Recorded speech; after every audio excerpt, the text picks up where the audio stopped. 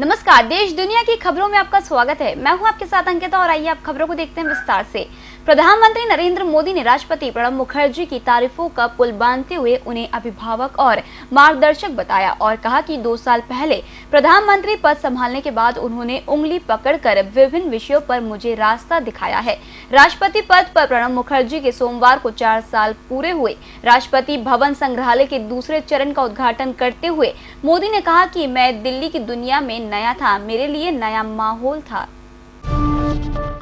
राज्यसभा से त्याग पत्र देने के पश्चात एकांतवास में चले गए सिद्धू आज जब प्रेस कॉन्फ्रेंस करने पहुंचे तो ऐसा लग रहा था कि वह पंजाब में अपनी भूमिका के बारे में घोषणा करेंगे, लेकिन उन्होंने सिर्फ राज्यसभा से त्याग पत्र देने के कारणों का खुलासा करने की बात की।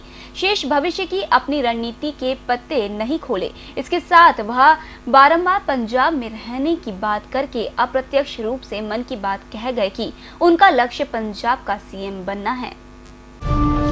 महाराष्ट्र में शिवसेना और बीजेपी की तल्खी बढ़ गई है। कल रात उद्धव ठाकरे के घर पर शिवसेना विधायकों की बैठक में सरकार के कामकाज के तरीके पर सवाल उठाए गए और शिवसेना विधायकों की अनदेखी का आरोप लगाया। शिवसेना प्रमुख उद्धव ठाकरे जल्द ही मुख्यमंत्री से मिलेंगे और बात नहीं बनी तो शिवसेना सरकार से बाहर आ जाएगी।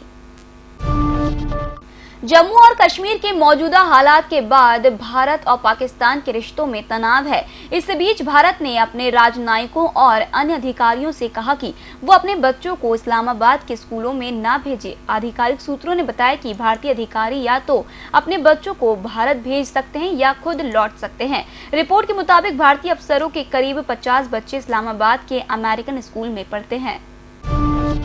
विवादित धर्म प्रचारक जाकिर नाइक को लेकर एक बड़ा खुलासा हुआ है। जाकिर के करीबी आशी कुरैशी और रिजवान मिलकर धर्मांतरण का काम करते थे। सूत्रों के मुताबिक जाकिर नाइक के भाषणों से प्रभावित लोग जब IRF से धर्म परिवर्तन के लिए संपर्क करते थे, उस वक्त आशी कुरैशी उन्हें मुंबई बुलाता था। रिजवान उन्हें मुंबई से पहले पनवेल स्टेशन पर उतार लेता था, साथ ही उनके ठहरने खाने पीने का इंतजाम करता था।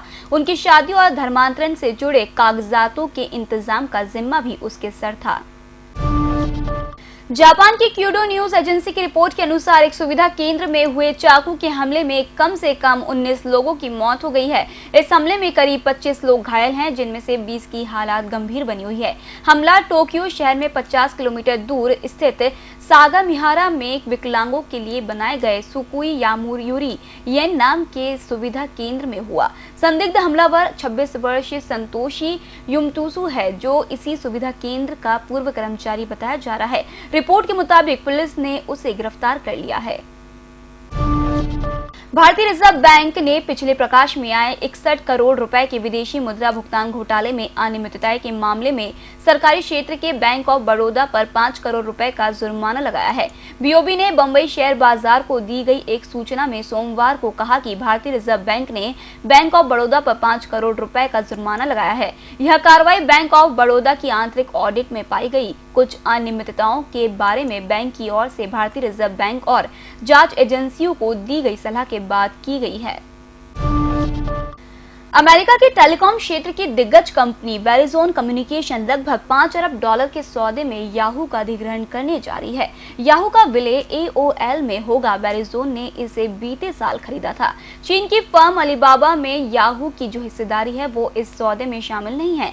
साल 2008 में माइक्रोसॉफ्ट ने याहू को $44 अरब की पेशकश की थी। वहीं .com बूम के दौरान याहू की कीमत $125 अरब आकी गई थी। मौजूदा सौदे की कीमत उससे काफी कम है। रियो ओलंपिक से पहले रेसलर नरसिंह यादव के बाद भारत का एक और खिलाड़ी डोप टेस्ट में फेल हो गया है। शॉट पुटर खिलाड़ी इंद्रजीत सिंह भी डोप टेस्ट में फेल हो गए हैं। रियो के लिए क्वालिफाई कर चुके शॉट पुट खिलाड़ी इंद्रजीत सिंह डोप टेस्ट में पॉजिटिव पाए गए हैं। इंद्रजीत सिंह दूसरे खिलाड़ी हैं जो पहलवान नरसिंह यादव के बाद डोप टेस्ट में फेल हो गए हैं।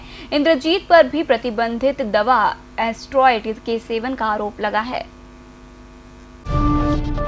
राजस्थान हाईकोर्ट ने 18 साल पुराने काले हिरण और चिंकारा शिकार मामले में अभिनेता सलमान खान को बरी कर दिया है। अदालत के फैसले के बाद से ही सलमान खान सोशल मीडिया पर ट्रेंड कर रहे हैं।